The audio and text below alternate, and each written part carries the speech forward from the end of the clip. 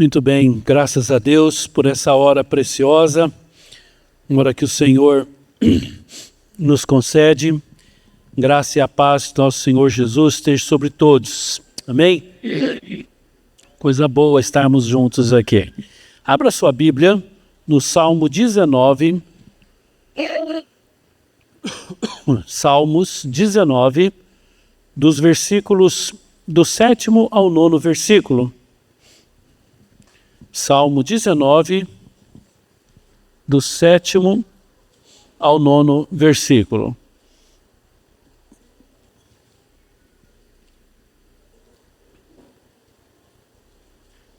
O tema dessa manhã é a suficiência das Escrituras na minha vida, na sua vida.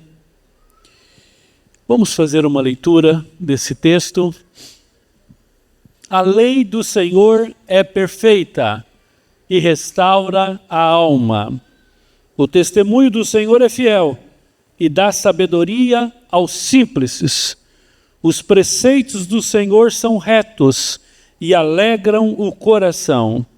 O mandamento do Senhor é puro e ilumina os olhos. O temor do Senhor é limpo e permanece eternamente. Os juízos do Senhor são verdadeiros e justos juntamente. Vamos orar com a sua Bíblia aberta, seu coração aberto diante de Deus. Senhor, tenha misericórdia de nós.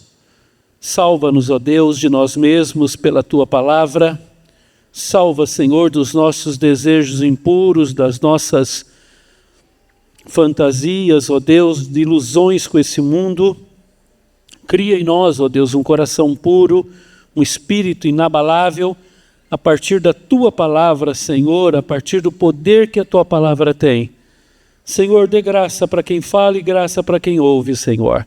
Tudo que preparamos e nos dedicamos até aqui, se o Senhor não falar, Senhor, não vale de nada, Senhor. Somos totalmente dependentes de Ti nessa hora, no nome de Jesus. Amém, amém e amém. Irmãos, nós estamos trabalhando durante essas 5 ministrações, janeiro e o primeiro domingo de fevereiro, sobre as Escrituras. No primeiro domingo nós trabalhamos o Salmo 1, com o intuito de mostrar que nós precisamos ter prazer na lei do Senhor. A mensagem central foi: bem-aventurado o homem que tem prazer na lei do Senhor.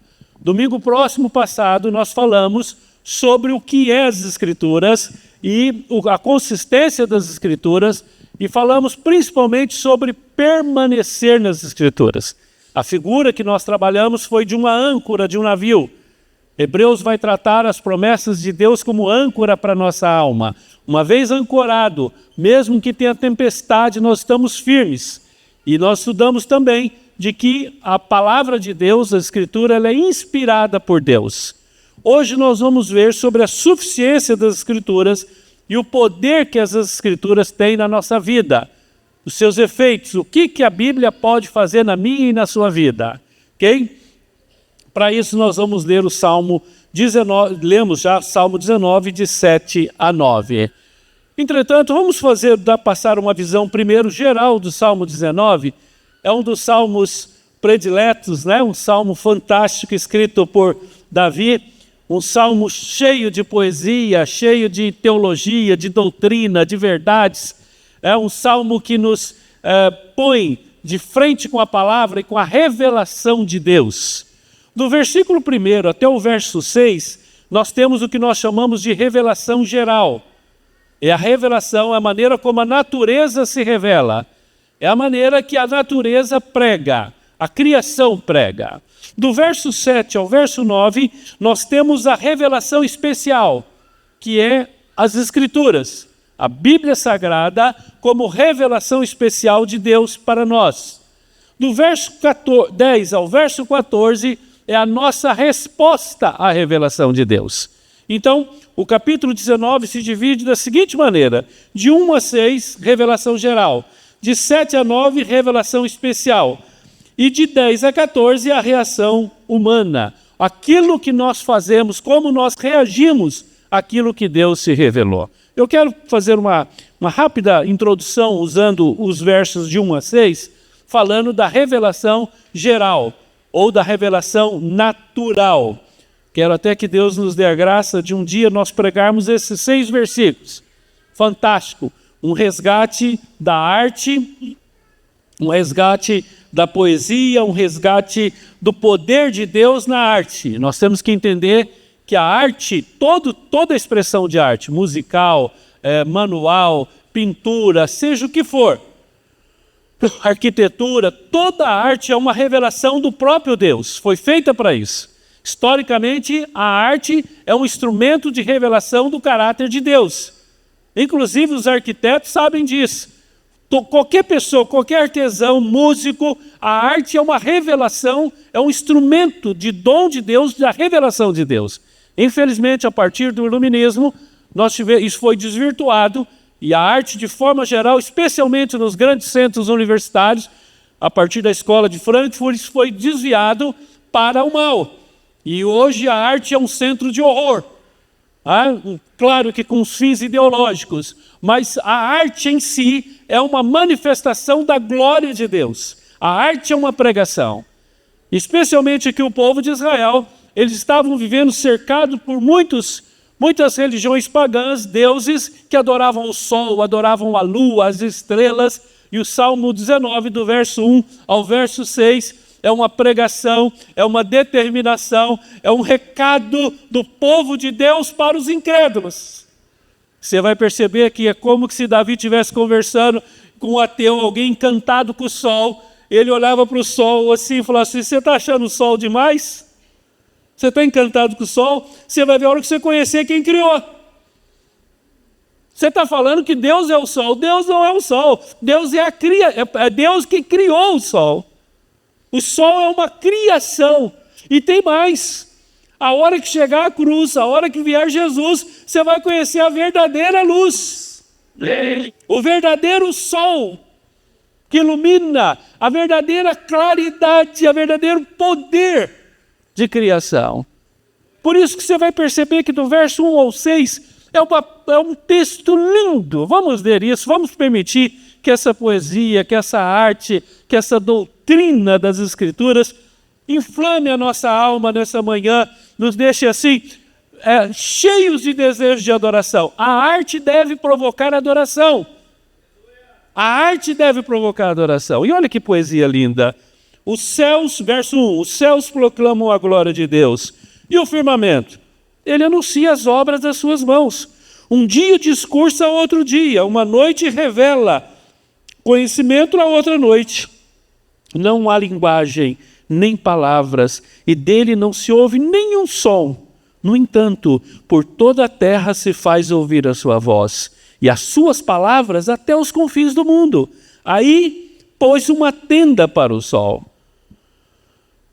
o qual, como noivo que sai dos seus aposentos, se regozija como um herói a percorrer o seu caminho. Principia numa extremidade dos céus, até outra vai o seu percurso, e nada foge do seu calor. Ah, irmãos, que coisa mais linda! Que encanto! Que revelação!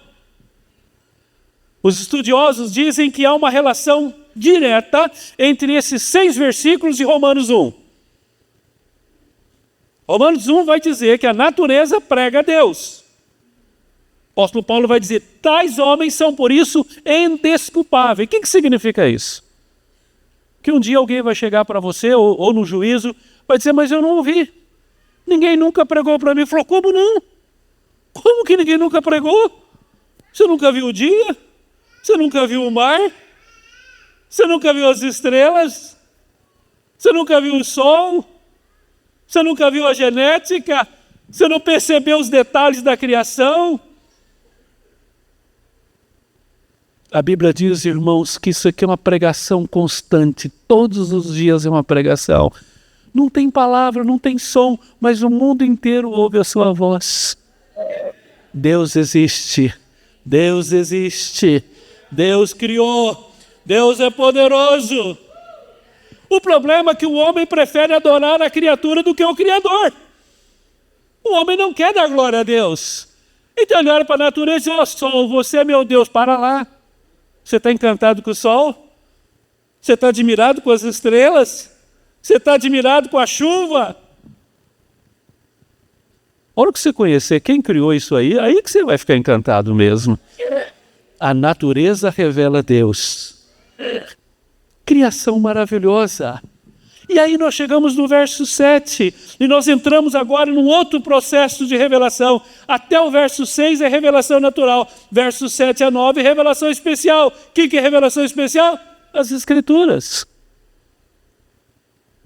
E aqui, irmãos, nós temos um encanto de poesia, de texto, obra literária. Olha o cuidado do Espírito Santo aqui, olha o cuidado de Deus. Do 7 ao 9, nós temos 6 revelações da palavra, 6 descrições. É impressionante que é um grande poder de síntese. Nós diríamos que o Salmo 119 é o Salmo prolixo. Aqui nós temos o Salmo sintetizado. Os teólogos dizem que esses 3 versículos é uma síntese do Salmo 119. Tudo que o Salmo 119 diz em 178 versículos, ele diz em 3. É uma revelação. Tudo o que nós precisamos saber das Escrituras estão aqui, em apenas 3 versículos. São 6 facetas diferentes do mesmo diamante. Qual diamante? As Escrituras. É como se você pegasse as Escrituras na forma de um diamante, e cada lado que você vai virando, 6 facetas, revelam a mesma verdade, terminam no mesmo fim, apontam para o mesmo caminho. E agora nós vamos entender um pouco mais. Vamos dar uma olhadinha. Aqui que o verso 7 diz: a lei do Senhor é perfeita e restaura a alma. Se perceber, são 6 substantivos, 6 adjetivos e 6 verbos. 6 títulos, 6 características e 6 efeitos. Vamos colocar isso de uma forma mais simples. Primeiro título, ele fala que a lei do Senhor. O que a lei do Senhor é? Vamos falar todos juntos? A lei do Senhor é? O que ela faz? E o testemunho do Senhor, o que ele é? Todos juntos. O testemunho do Senhor é? O que ele faz? E os preceitos do Senhor? O que eles fazem? E o mandamento do Senhor? O que ele faz? E o temor do Senhor? O que ele faz? E os juízos do Senhor? São verdadeiros. O que eles fazem? Igualmente justos. 6 facetas da mesma verdade. 6 características, 6 ângulos do mesmo diamante. Da mesma preciosidade a palavra de Deus. Todas elas baseados num título, numa característica, num efeito. E nós vamos estudar todos esses 6 de forma bem detalhada, ok? O almoço está cancelado antes das 4 e nós não saímos daqui. Alguém falou aleluia, mas teve gente que falou misericórdia, Senhor. Muito bem, vamos lá? Vamos começar? Vamos começar porque esse texto é tão gostoso que a gente fica ansioso para entrar e já entender o que significa que a lei do Senhor é perfeita. Vamos pegar primeiro essa primeira oração, essa primeira expressão, que a lei do Senhor ela é perfeita e restaura a alma. Se você observar, todos os títulos são acompanhados de uma expressão ou de uma característica, de uma procedência. É a lei de quem? É o testemunho de quem? Olha no texto. Olha no texto, fica mais fácil. Os preceitos são de quem? E os mandamentos? E o temor? E os juízos? Todos os 6 têm uma procedência do Senhor, do Senhor, do Senhor. Irmãos, aqui fala da fonte. Aqui fala de quem falou, de onde está vindo, do autor das Escrituras, procede de Deus. Irmãos, nós não conhecemos nada de Deus que Deus não se permita ser revelado. Nós só conhecemos até onde Deus se revelou. Nas Escrituras. As Escrituras é a completa revelação de tudo que nós precisamos saber sobre Deus. O que nós precisamos saber sobre Deus está aqui. Por isso que esses substantivos vêm acompanhados dessa expressão do Senhor, que significa procedência, de onde vem, procede de Deus. Você vai dizer, Paulo, o que na prática significa? 5 coisas que eu quero trabalhar a título de introdução sobre o que significa a expressão do Senhor. Primeiro, inspirada. Já trabalhamos isso semana passada. Boca de Deus, sopro da boca de Deus. Irmãos, a Bíblia ela é um milagre, porque ao mesmo tempo que ela tem uma participação humana, ela é totalmente divina. Deus consegue fazer de um jeito que ele usa um homem no seu tempo, no limite de tempo e de espaço, de cultura, de conhecimento, mas ao mesmo tempo é uma revelação completa. A Bíblia é inspirada por Deus. Bíblia não é um livro humano. Bíblia não é uma invenção literária, não é um livro comum. Você que não veio domingo passado, você deve ter ouvido aquela expressão, papel aceita qualquer coisa. Quem disse que a Bíblia é a palavra de Deus? O Salmo aqui está nos dizendo na revelação especial do Senhor. Primeiro, é inspirada. Segundo, tem a divina autoridade de Deus. Irmãos, a autoridade da Escritura não está no pregador. Ah, mas o pastor falou. Qual o pastor que falou? Tá, mas ele falou das Escrituras? Falou. Então é de Deus. Não, ele não falou das Escrituras. Então, aí já é subjetivo. Pode ser, pode não ser. O risco é teu de acreditar. Mas quando o pregador fala da palavra, a sua autoridade não está nele. A sua autoridade está nas Escrituras. Quando você pega um filho teu e orienta numa fase de decisão e você diz, ó, a Escritura diz isso, vai por aqui. A autoridade não está no seu nome, a autoridade está na palavra do Senhor. Quando você toma uma decisão na sua vida baseada nas Escrituras, você tem o respaldo de que a divina autoridade é da parte de Deus, do Senhor. Terceiro lugar, nós já tratamos aqui, fala da inerrância e da infalibilidade das Escrituras. Irmãos, não tem erro, a Bíblia não tem erro. A Bíblia não contém falhas. Não tem. Já mencionamos isso, enfatizamos muito isso. Quarto lugar, a expressão do Senhor nos dá a segurança da coesão interna. Coesão interna. O que significa coesão interna? Que a Bíblia não tem contradição. Você está vendo aqui?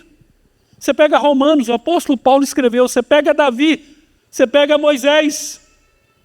É a mesma palavra. Não tem incoerência, não tem contradição. Ela é coesa na sua proposta. E em quinto lugar, eu quero gastar um pouquinho mais de tempo. Esse texto fala da relevância das Escrituras para os dias de hoje.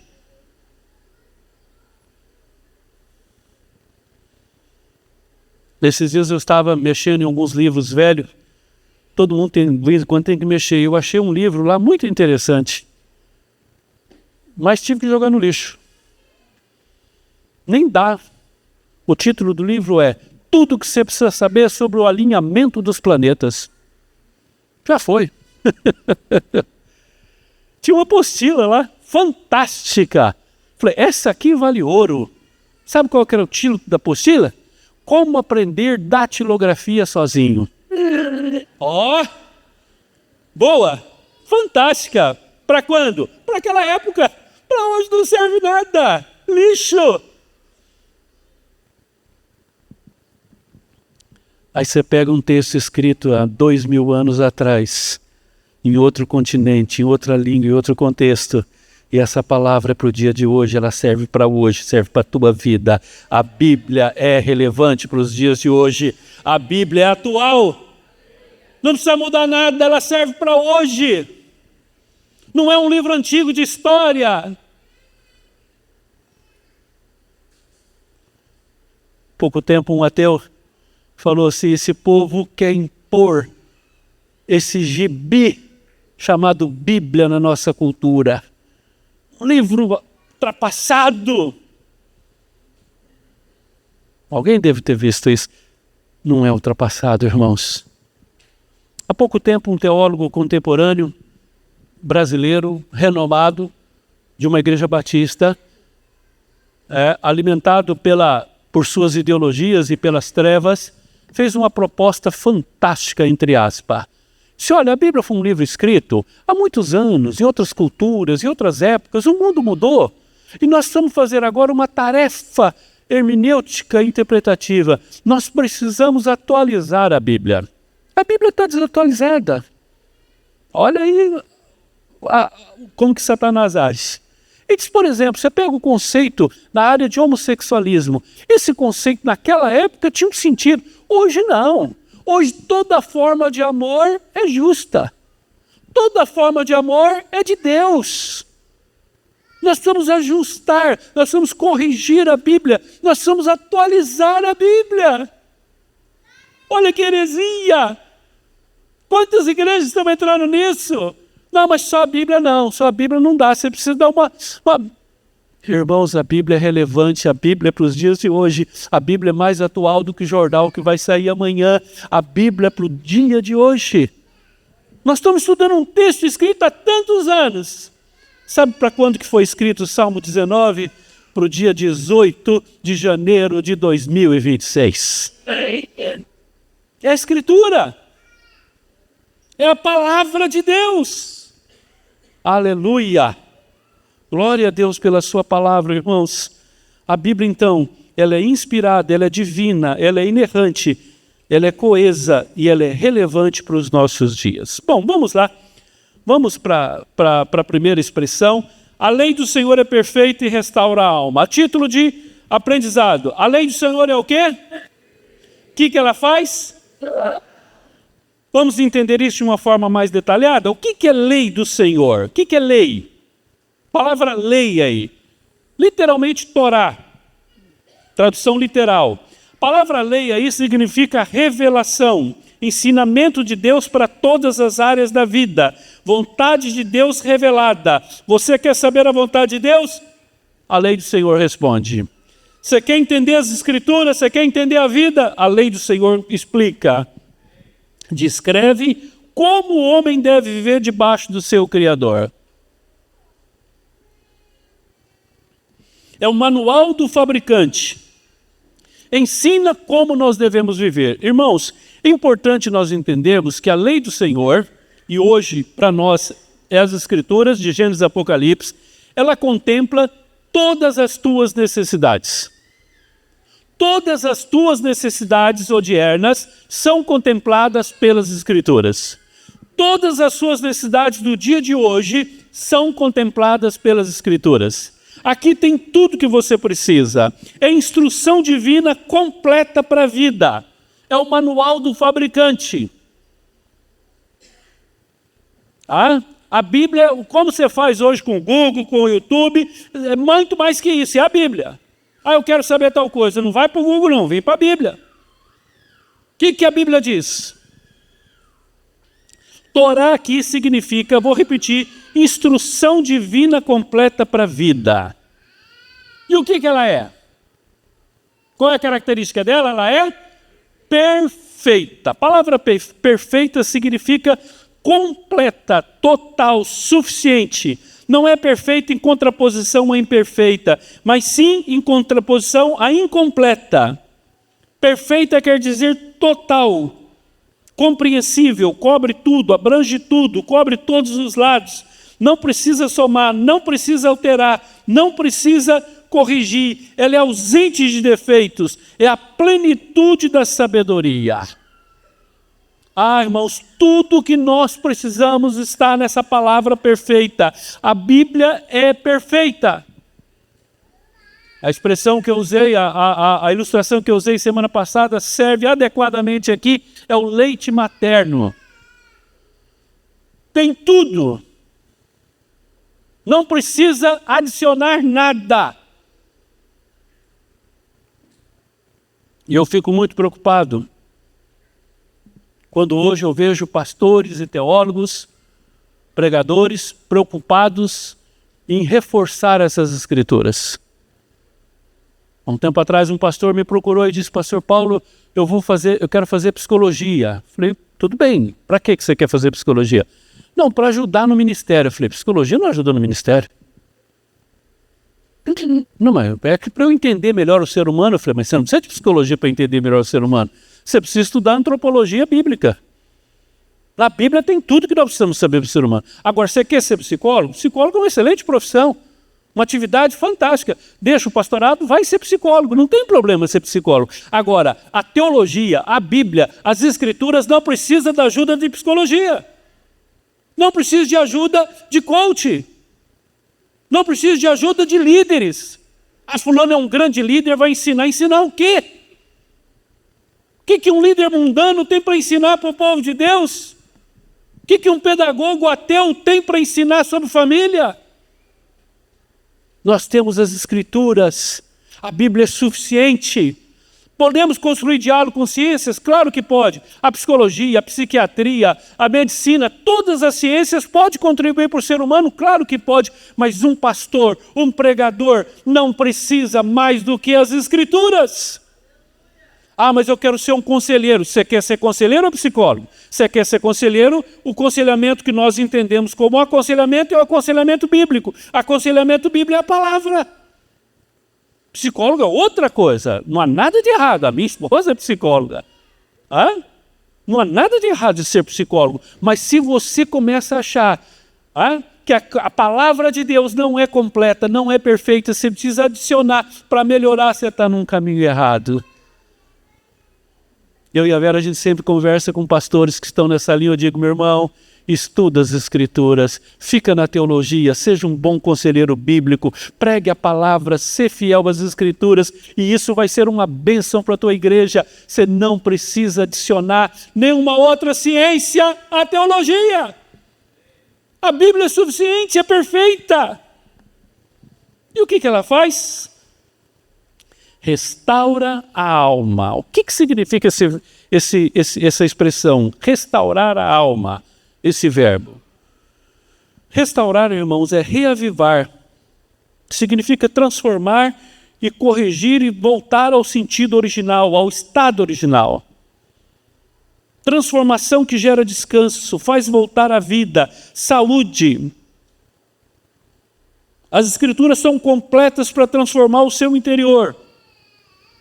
Uma das formas de se ver um ser humano, biblicamente falando, é que o ser humano ele é corpo e alma, o ser humano natural.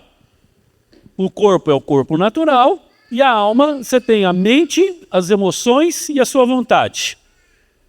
Quando você nasce de novo, você passa a ser um ser espiritual, você nasce espiritualmente. E aí você ganha duas faculdades, que é a fé e a consciência.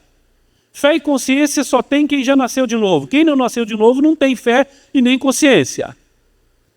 É uma das formas de se entender o ser humano. Então, só que quando você se converte, você tem uma alma de muitos anos no pecado. Você tem uma mente pecaminosa, você tem as emoções suas estão danificadas e a sua vontade está adulterada, influenciada pelo pecado. Então, nesse momento, o que acontece?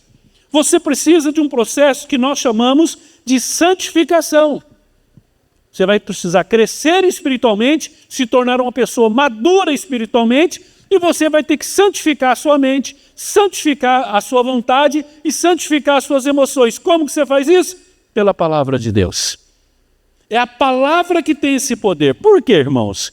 Porque todos nós, sem exceção, mesmo os criados dentro de igreja, nós temos uma alma caída. Nós temos uma alma danificada pelo pecado. Nós temos rachaduras na nossa alma. São medos, ansiedades, culpas, complexos, fraquezas morais, apetites sexuais desordenados, cobiças, insatisfações. A nossa carne é muito forte para o pecado. O espírito está pronto, mas a carne é fraca para as coisas de Deus. Para o pecado ela é fortíssima. O que Deus faz? O Espírito Santo pega a palavra, que é a espada do Espírito, e ela começa a lapidar a nossa vida, começa a restaurar, porque a lei do Senhor é perfeita e ela restaura a alma. Você quer experimentar um processo de santificação na tua vida, meu irmão? O Espírito Santo vai usar a palavra. É um processo maravilhoso de você se tornar semelhante a Cristo. Não há nada na sua vida que Deus não possa mudar pelo poder da palavra. Nenhum hábito, nenhum pensamento, qualquer outra coisa da sua alma, Deus pode transformar, Deus pode restaurar pelo poder da palavra. Deus muda. Eu sou uma pessoa cheia de medo, sim, mas Deus pode mudar. Você pode voltar atrás, você pode ser corrigido. Todas as suas fraquezas podem ser superadas pela palavra do Senhor. Eu gosto de pensar naquela linguagem de Jesus. Eu já vos tenho lavado pela palavra, já estáis limpos. A palavra lava a sua mente. Sabe aquela mente suja que você ganhou no mundo? Com piadas, filmes pornográficos, antes da conversão que você assistiu, palavrão que você convivia, ter uma mente poluída. À medida que essa palavra vai entrando, ela vai lavando, e o Espírito Santo de Deus tem o poder de transformar santidade no teu coração. Você experimentar uma mente santa. Quando alguém chegar para contar uma piada pesada, você fala, para lá, aqui tem uma placa, proibido jogar lixo. Está dando um trabalho para limpar o que eu já sujei no passado, você vai querer vir jogar mais coisa aqui? Estou fora. Estou fora. A lei do Senhor é perfeita. O que ela faz? Restaura a alma. E o testemunho do Senhor, o que ele é? O que o testemunho do Senhor é? O que ele faz? Vamos lá, o que é testemunha? Testemunha aqui, irmãos, significa Deus se revelando. Como eu mencionei, Deus, nós só conhecemos daquilo que Deus se auto-revelou. Nós não conseguimos descobrir quem é Deus. É Deus que se revela para nós nas Escrituras. Auto-revelação pode ser traduzido como um pai se passando conhecimento para um filho. Testemunho aqui significa os 10 mandamentos, significa a palavra, a Torá, a lei do Senhor, a Bíblia Sagrada. Ela tem o poder, é um registro confiável. Testemunho aqui é um registro confiável da verdade. Testemunha aqui, irmão, significa testemunha da verdade, qualidade. Tem esse sentido. E o que a testemunha do Senhor é? Fiel. A palavra fiel aqui significa confiável, confirmada, não hesitante, não mutável, não insegura, mas fiel. A conotação de fiel aqui é para constância, confiabilidade, veracidade, infalível, não muda. Hoje as coisas mudam, né? Hoje é comum um marido chegar para a esposa e falar, olha aqui, eu quero conversar com você, eu não te amo mais, eu mudei. As coisas mudaram. Um patrão chegar para você e falar, olha, teu departamento foi fechado, acabou, mudou. Uma profissão que você estudou tanto começa a se tornar irrelevante, você entra em desespero porque as coisas mudam. Sabe, irmãos, nós podemos ir para a Bíblia com a segurança que a testemunha do Senhor é fiel, é imutável, é confiável. Não vai acontecer de você estar diante de Deus adorando, Senhor, eu quero te agradecer pela salvação. Aí Deus fala assim, espera um pouquinho, deixa eu conversar com você. Um dia eu falei que você estava salvo, que Cristo tinha pagado teus pecados e tal, mas agora eu estou te conhecendo mais e eu estou vendo que você é piorzinho do que eu pensava, não vai dar não. Você vai para o inferno mesmo, aquele negócio que eu falei lá que você ia para o céu, eu mudei. Sabe aquela insegurança de você conviver com gente que muda? Isso aí, rapaz, aquele cara me tratou tão bem, mas chegou lá, mudou tudo. Sabe aquela insegurança que a gente tem? Pega isso, é exatamente o contrário. O testemunho do Senhor é confiável. O que Deus falou, Ele nunca vai mudar. Sabe aquelas promessas do céu? Ontem o pastor Voltenir, lá no funeral do Ademar, falou, na casa do meu pai tem muitas moradas. Jesus falou isso, sabe quando isso vai mudar? Nunca. Nunca. Ele é fiel. Ele é confiável. Aliás, eu quero abrir um parênteses aqui, quero glorificar a Deus pela vida dos Gideões. A demonstração de amor, de carinho, do poder de Deus naquele funeral ontem foi algo contagiante. Foi algo maravilhoso. A palavra do irmão, o cântico que eles entoaram ali na frente, foi um testemunho para as pessoas que estavam ali. Louvado seja o nome do Senhor. Como Deus usa a sua igreja. Glória a Deus. Fecha o parênteses. Voltemos aqui. O que o testemunho do Senhor é? Fiel. Pode confiar. Coloca a sua família, coloca seu casamento, coloca seus filhos, coloca o que você tem nesse caminho, porque Ele é fiel. E para terminar, o que Ele faz? Dá sabedoria a um simples, ou simplices. O que significa essa expressão simples? No hebraico, a tradução literal é porta aberta. Eita, mudou de assunto? O que significa porta aberta? A palavra simples é um ignorante, é um tolo. É uma pessoa que tem a porta aberta da sua mente. É a ideia de uma casa que a porta está aberta, então tudo entra e tudo sai sem crivo de juízo. Não sabe quando fechar a porta e não sabe quando abrir. É simples para tudo. Entra tudo e sai tudo sem nenhum critério. É o chamado mente aberta. Naturalmente, ele é altamente elogiado pela sociedade. O mundo sem Cristo elogia uma pessoa de mente aberta. Aí você deve ter ouvido falar isso. Olha, para aquele fulano lá, vou te contar, ele tem a mente aberta. Ele vai no Saravá, ele vai no Seixinoye, ele vai no Espiritismo, ele vai na Igreja Católica, ele vai na Evangélica. Para ele, olha, falando de Deus, está tudo certo. Ele aceita tudo. Não, mas tanto faz. Se está feliz lá, se está gostando, então tá bom. Sabe a pessoa mente aberta? Sabe a pessoa que aceita tudo? É um desastre.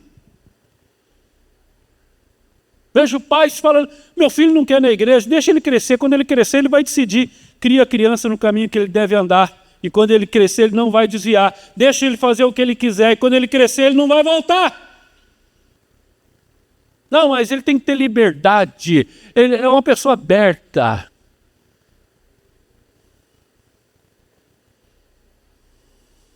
É o chamado mente aberta. O homem natural é simples, ele não tem porta espiritual.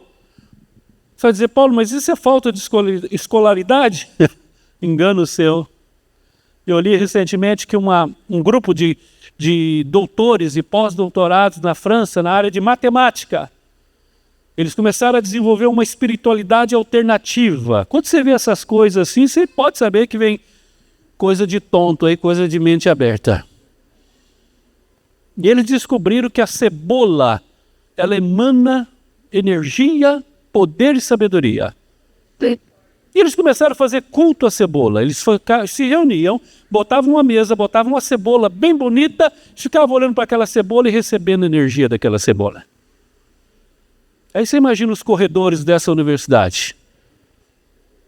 E aí alguém te diz, e daí? Você já foi no culto da cebola? Não, vamos lá, para um negócio, você precisa de ver. Você senta ali, aquela energia vem, meio você sai dali transformado.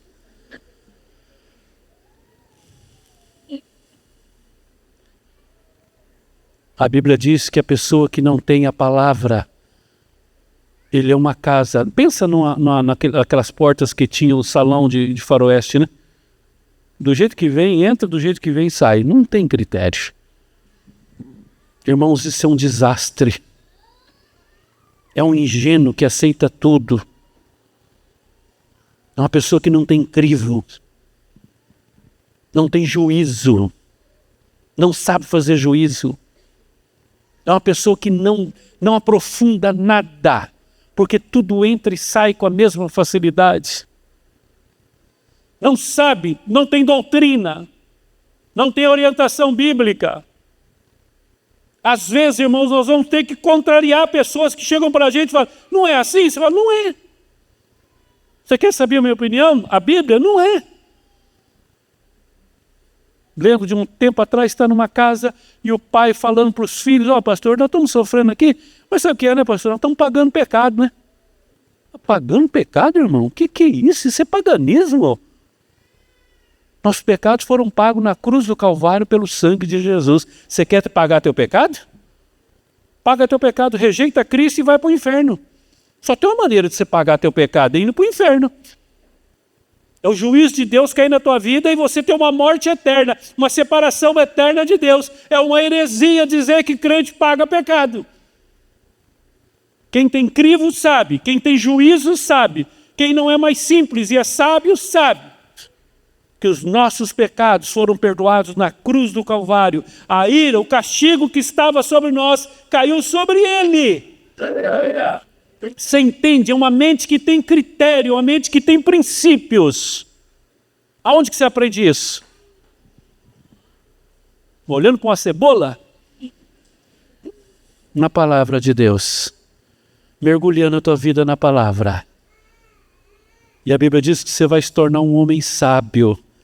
Não sei vocês, gente, mas cada vez que eu li o Provérbios eu vejo o quanto eu sou tolo e o quanto que eu preciso ser sábio. Eu fico dizendo, meu Deus, me dê sabedoria. Sábio é a pessoa que tem condições de decidir antes. Não é aquela que decide para depois pensar. Ele pensa para decidir. Ele tem critérios, ele tem princípios financeiros, ele age por princípios, ele não age por emoção, ele não segue seu coração. O tolo segue seu coração. Sabe quando a gente é tolo? Você faz uma besteira, depois que termina que você viu o que você fez. Você falou, não pensei, se eu tivesse pensado, a Bíblia diz que a palavra de Deus vai tornar você uma pessoa sábia. Você quer ser uma pessoa sábia? Você quer ser uma mulher sábia dentro de casa? Você quer ser um filho sábio? Mergulhe a tua vida nas Escrituras. Nessa altura você pode estar pensando assim, pastor, o que o senhor quer com todos esses 5 sermões? Eu quero que você leia a Bíblia, meu irmão, só isso. Eu quero que você estude a Bíblia. Eu só estou querendo isso. Eu só quero que você mergulhe nas Escrituras, que você ame, que você diga como profeta, quando eu encontrei eu as comi. Eu quero que você tenha fome da palavra, desejo de conhecer a Deus através da palavra, desejo de ter íntima comunhão com Cristo através da palavra. Falta 4 ainda, né? Falamos só 2. Domingo que vem a gente continua. Vamos ficar em pé. Os irmãos disseram amém, né? Misericórdia. Achei que ia... Oh, Senhor. A lei do Senhor é o quê? O que ela faz? E o testemunho do Senhor? O que ele faz? Hoje você sai daqui com 2 verdades profundas. Você não precisa ficar do jeito que você está. Deus pode restaurar a tua alma. Deus pode curar a tua vida. E você sai daqui sabendo que as Escrituras podem tornar você uma pessoa sábia. Você consegue olhar para você e alguém olhar e falar, aquele irmão é sábio. Você fala, mas eu não era não. Eu era um tolo, eu era um tonto. Que o mundo me enganava facinho. O mundo me enganava tanto que eu achava que dinheiro traria felicidade. O mundo me enganava tanto que eu achava que uma noite de bebedeira ia me trazer felicidade. O mundo me enganou tanto, eu era tão facinho de enganar, que eu cheguei a pensar que droga ia me tornar uma pessoa feliz, que uma vida promíscua sexualmente seria um poço de felicidade. E a Bíblia foi pegando cada área da minha vida e foi me transformando numa pessoa sábia. Sabe de quem vai ser a glória? Do Senhor. Feche seus olhos, oremos. Senhor, tem misericórdia de nós. Ah, Senhor, livra-nos de nós mesmos. Pai, nós não podemos confiar em nós, na nossa alma, no nosso coração. Mas a Tua palavra é fiel, o Teu testemunho é fiel, e nós podemos confiar na Tua palavra. E nós queremos experimentar, Senhor, essa restauração e essa sabedoria vinda da Tua palavra, no nome de Jesus. Amém?